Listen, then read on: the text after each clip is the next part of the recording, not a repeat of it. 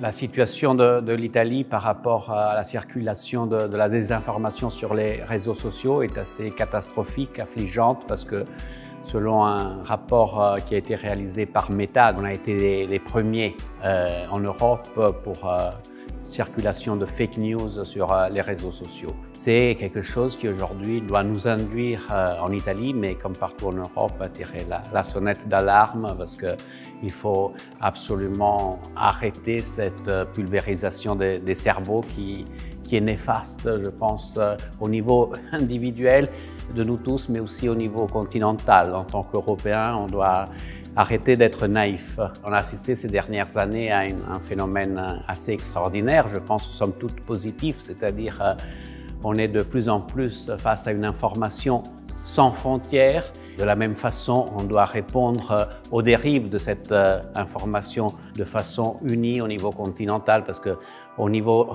national, on risque d'aller pas trop loin. Il y a des informations, tu ne l'arrêtes pas au niveau national, et donc disons, l'échelle pertinente pour l'aborder, c'est celui européen, et je dirais même international ensuite. Mais il ne faut pas être naïf, il y a d'autres réalités qui ne partagent pas forcément nos valeurs. Je pense qu'aujourd'hui, il faut défendre une approche à l'Albert Camus, vraiment un journaliste humaniste qui soit aussi engagé d'une façon éthique par rapport au fait de la cité. Parce que si on s'éloigne de ce modèle-là, on s'éloigne de notre ADN même, qui est un ADN humaniste. Nous venons quand même, nous sommes le fruit, les enfants, quelque part, d'un grand processus cheminement civilisationnel qui, de la Grèce ancienne, en passant par Rome et arrivé à la France des Lumières, on doit défendre cet héritage à tout prix, sinon on risque de mourir. On l'a vu,